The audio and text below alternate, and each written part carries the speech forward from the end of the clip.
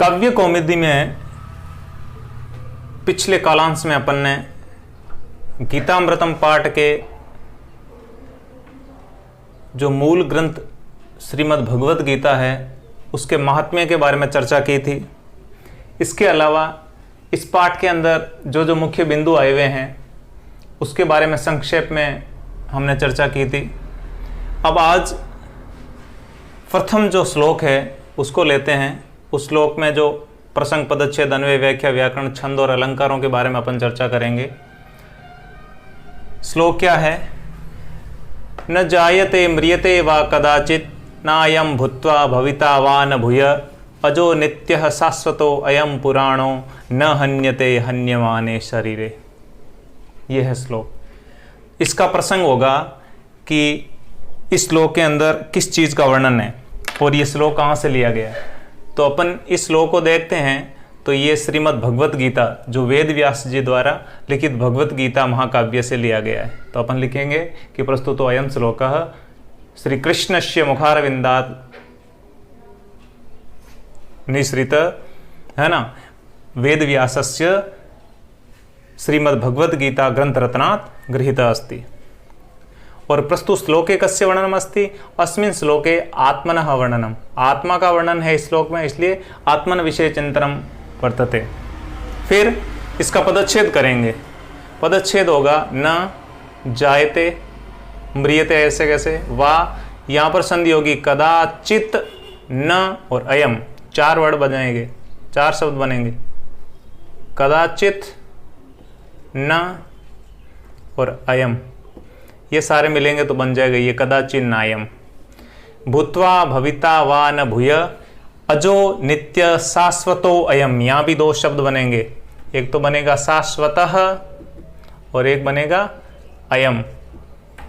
पुराणो न हन्यते हन्यमाने शरीरे, ये हो गया इसका पदच्छेद। पदच्छेद के बाद में अपन अन्वय लेते हैं। अन्वय के अंदर क्या होता है आप सबको पता ही है कि जो श्लोक है उनके शब्दों का व्यवस्थीकरण होता है।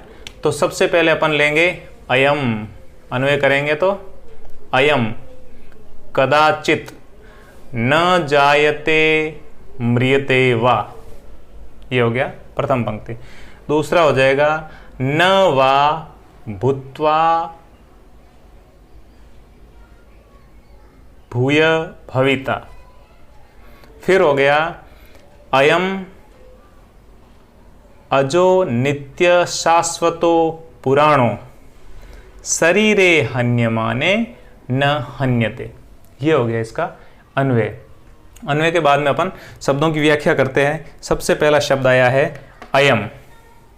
अन्वय में लेंगे तो अयम शब्द है। अयम का मतलब हुआ ये, ऐसा। ऐसा कौन, किसकी बात कर रहे हैं अपन इस श्लोक के अंदर? आत्मा की। तो इसका हो जाएगा आत्मना या आत्मा। दूसरा है कदाचित, दूसरा शब्द अपन ने लिया था कदाचित। कदाचित का मतलब होता है कभी भी, कश्मीनपि काले, कश्मीनपि समय, है ना। न जायते, उसके बाद में क्या श्लोक, क्या शब्द था? न जायते। न यानी नहीं, जायते इति उत्पद्यते, उत्पन्न नहीं होती है। और न ही म्रियते, न ही इसका मरण होता है, निधन होता है ना, मृत्यु प्राप्त होती।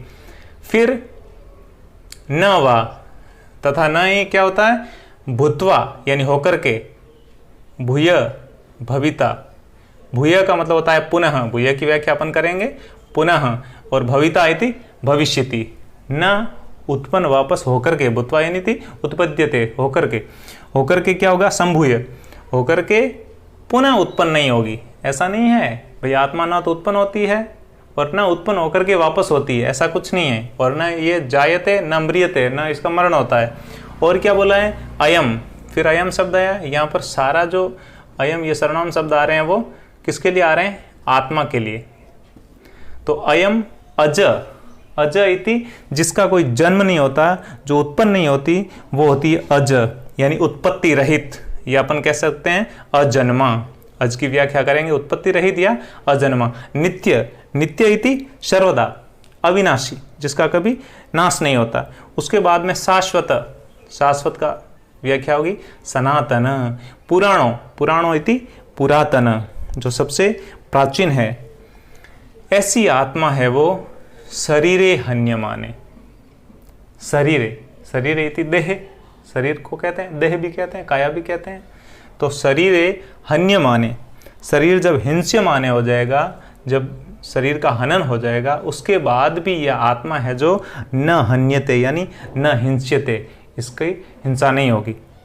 ये हो गई इन शब्दों की व्याख्या। व्याख्या के बाद में अपन व्याकरण को लेते हैं। व्याकरण के अंदर एक तो अपन जो भी संधियां आई है उसको ले लेते हैं कि कदाचित न अयम, ये एक संधि विच्छेद हो गया। शाश्वत अयम, ये एक संधि विच्छेद हो गया।